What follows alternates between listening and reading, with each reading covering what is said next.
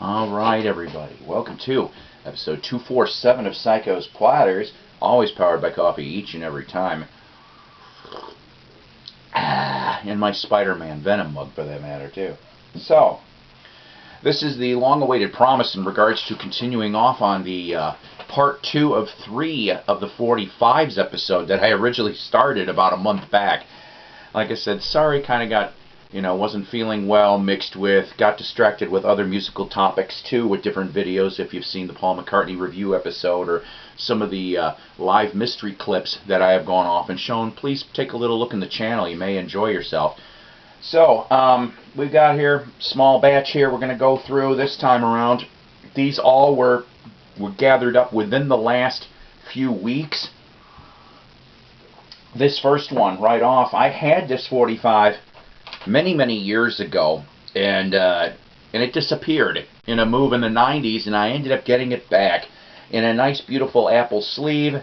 Sorry to have the glare. Paul McCartney and Wings Give Ireland Back to the Irish from February 1972. It came out February 25th of 72 in the UK, 28th in the US. This was the first single from Wings, Paul McCartney and Wings. Originally it was supposed to be Love Is Strange, which was a cut from Wildlife, but that was changed to this. This was recorded February 1st, 1972, in response to the events of Bloody Sunday, which happened January 30th of 72, where British troops in Northern Ireland killed 13 civil rights protesters. Wasn't released on an LP or CD until Wildlife CD reissue, which ended up being a bonus track, and the B-side here is the instrumental of the same track. Number 16 on the UK, number 21 on the US Billboard, and of course number 1 in Ireland and Spain. Go figure on that.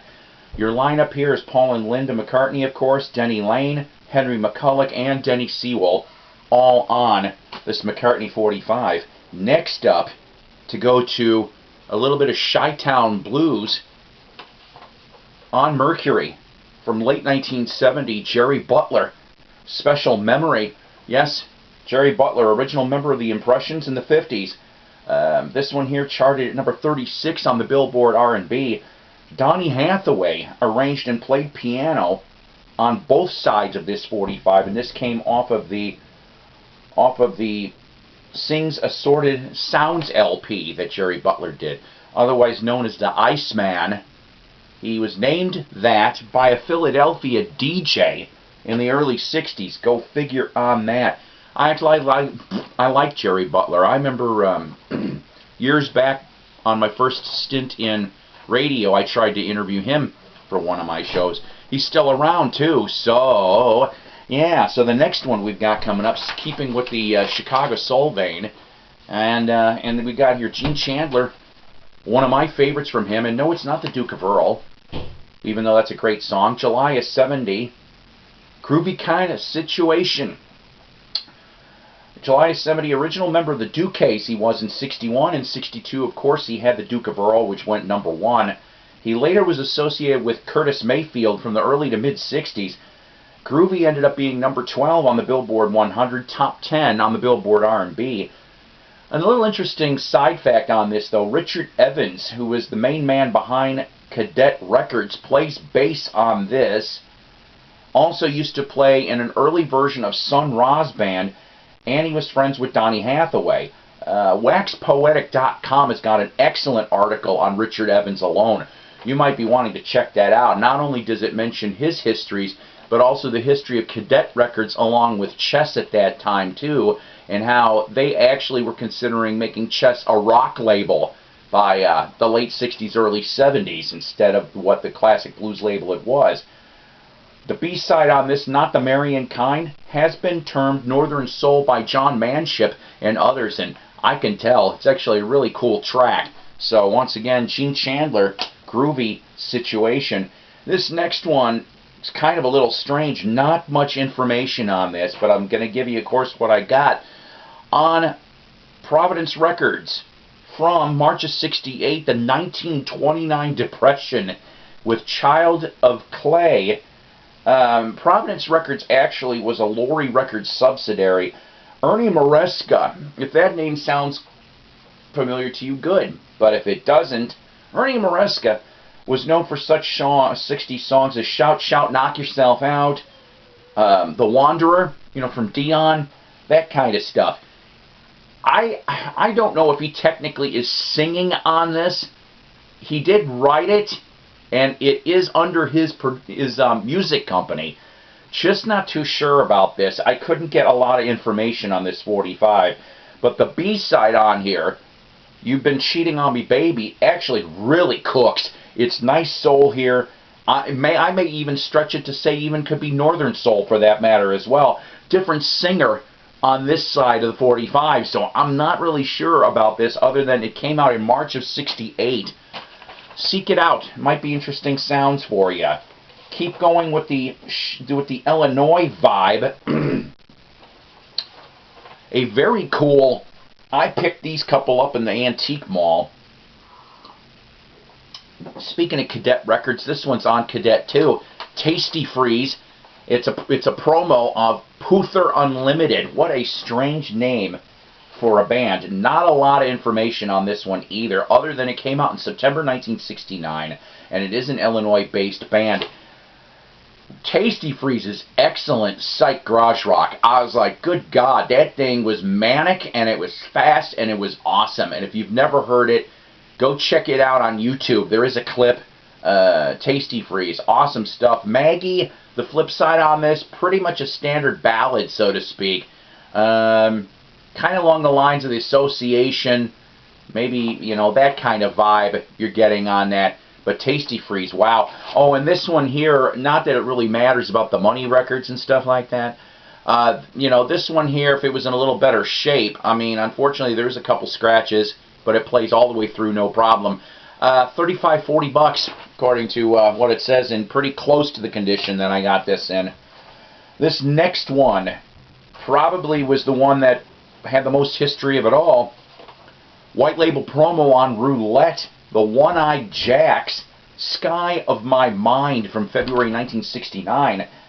The rest of this here is coming from the awesome website of Technicolor Web of Sound. They were the only ones that had any information on these guys at all. They started out in Champaign, Illinois in 1966. In '67, they cut their first 45 on Lakeside Records, which was a Chess subsidiary, Die Today, which actually is very cool garage rock. I heard that one a little bit. And then they also did the single Love on a small label called White Cliffs. I think in late '67 that one was. Through the support of their manager and WLS AM DJ Art Roberts, they were signed to Roulette, Morris Levy's label, of course. Their first 45, California Callin', was produced by Dick Marks, who was a jingle writer at the time and also happened to be the father of Richard Marx. Yeah, you know that, Richard Marx. We ain't going to explain more than that. After this 45, Bud Carr, which was their singer on all the other singles for One-Eyed Jacks, was left and got replaced with Mike Murphy. This second single is that lineup, but didn't chart and broke up in 1970. Mike Murphy would end up going to a little bit more of a profile career, so to speak. 3 years later, he would take over Kevin Cronin's place in REO Speedwagon and stay till 1976. It's actually a very cool 45, the One-Eyed Jacks on Roulette. Lastly, I just happened to find this at a Salvation Army. I got to clean it up. It's an okay version.